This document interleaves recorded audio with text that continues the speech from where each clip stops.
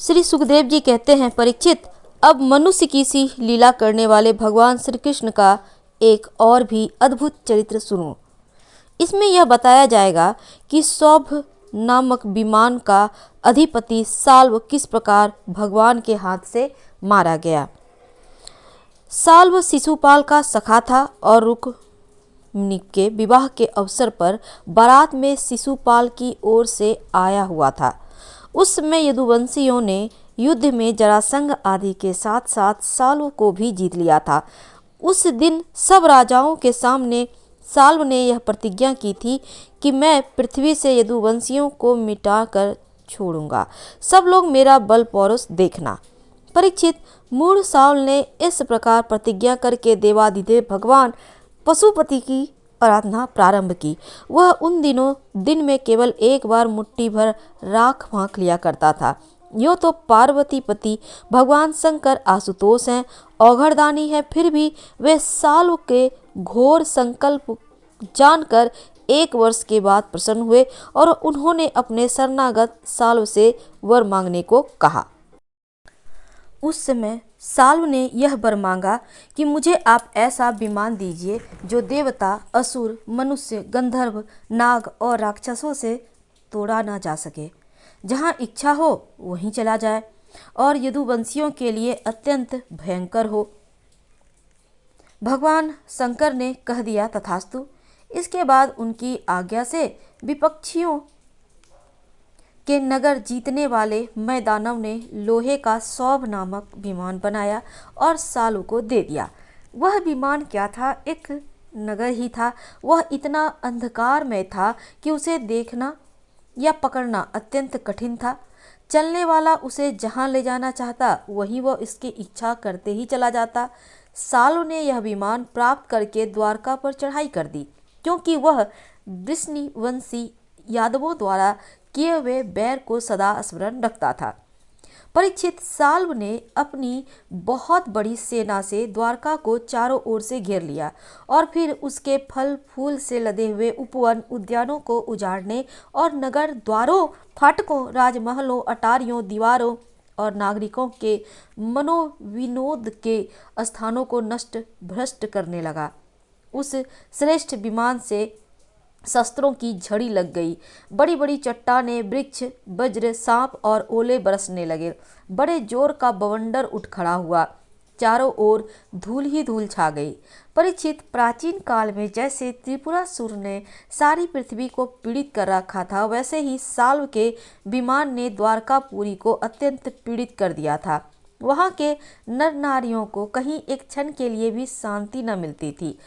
परम यशस्वी वीर भगवान प्रद्युम्न ने देखा हमारी प्रजा को बड़ा कष्ट हो रहा है। तब उन्होंने रथ पर सवार होकर सबको ढांढस बंधाया और कहा कि डरो मत। उनके पीछे पीछे सात्विक, चारुदेशन, सांब भाइयों के साथ अक्रूर, कृतवर्मा, भानुविंद, गद, शुक, सारण आदि बहुत से वीर बड़े बड़े धनुष धारण करके निकले। ये सब के सब महारथी थे। सब ने कवच पहन रखे थे और सबकी रक्षा के लिए बहुत से रथ, हाथी, घोड़े और पैदल सेना साथ साथ चल रही थी। इसके बाद प्राचीन काल में जैसे देवताओं के साथ असुरों का घमासान युद्ध हुआ था, वैसे ही साल्व के सैनिकों और यदुवंशियों का युद्ध होने लगा था। ठीक उसे देखकर लोगों के रंगटे खड़े जाते थे और प्रद्युम्न जी ने अपने दिव्य अस्त्रों से क्षण भर में ही सौभपति साल्व की सारी माया काट डाली, ठीक वैसे ही जैसे सूर्य अपनी प्रखर किरणों से रात्रि का अंधकार मिटा देते हैं। प्रद्युम्न बाणों में सोने के पंख एवं लोहे का फल लगे हुए थे। उनकी गांठें जान नहीं पड़ती थी। उन्होंने ऐसे ही 25 बाणों से साल्व के सेनापति को घायल कर दिया।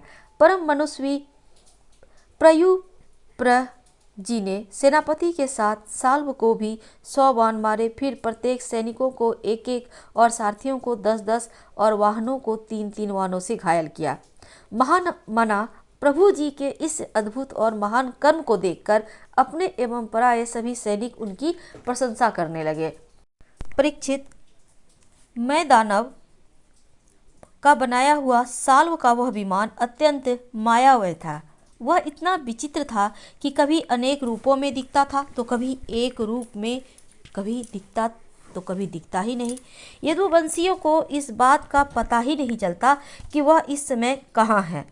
वह कभी पृथ्वी पर आ जाता, कभी आकाश में उड़ने लगता, कभी पहाड़ी की चोटी पर चढ़ जाता, कभी जल में तैरने लगता। वह अलात चक्र के समान मानो कोई दुमुही लुकारियों की बनेठी भांज रहा हो घूमता रहता था। एक क्षण के लिए भी कहीं ठहरता न था। सालों अपने विमान और सैनिकों के साथ जहाँ जहाँ दिखाई पड़ता वहीं वहीं यदुवंशी सेनापति वानों की झड़ी लगा देते थे। उनके बाण सूर्य और अग्नि के समान जलते हुए तथा विषैले सांप की तरह असह्य होते थे। उनसे सालों का नगराकार विमान और सेना अत्यंत पीड़ित हो जाती थी। यहाँ तक कि यदुवंशियों के बाणों से साल स्वयं मूर्छित हो गया था।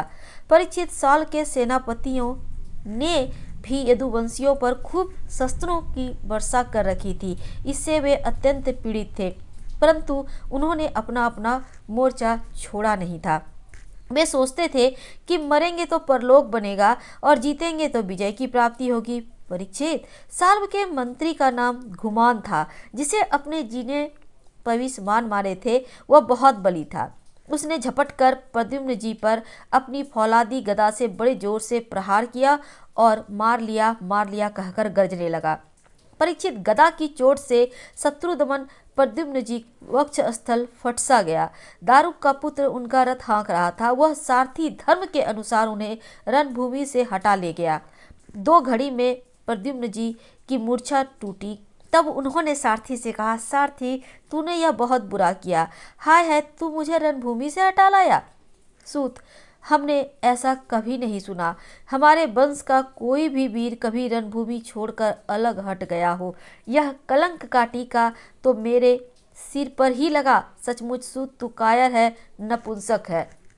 बदला ही सही, पर मैं अपने ताऊ बलराम जी और पिता श्री कृष्ण के सामने जाकर क्या कहूँगा। अब तो सब लोग यही कहेंगे ना कि युद्ध से भाग गया। उसके पूछने पर मैं अपने अनुरूप क्या उत्तर दे सकूंगा। मेरी भाभियां हंसती हुई मुझसे साफ साफ पूछेंगे कि कहो वीर, तुम नपुंसक कैसे हो गए? दूसरों के युद्ध में तुम्हें नीचा कैसे दिखा दिया? सूत, अवश्य ही तुमने मुझे रणभूमि से भगाकर अक्षम्य अपराध किया है।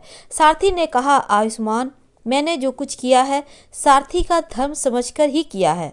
मेरे समर्थ स्वामी, युद्ध का ऐसा धर्म है कि संकट पड़ने पर सारथी रथी की रक्षा कर ले और रथी सारथी की। इस धर्म को समझते हुए ही मैंने आपको रणभूमि से हटाया है। शत्रु ने आप पर गदा का प्रहार किया था, जिससे आप मूर्छित हो गए थे। बड़े संकट में थे, इसी से मुझे ऐसा करना पड़ा। आगे की कहानी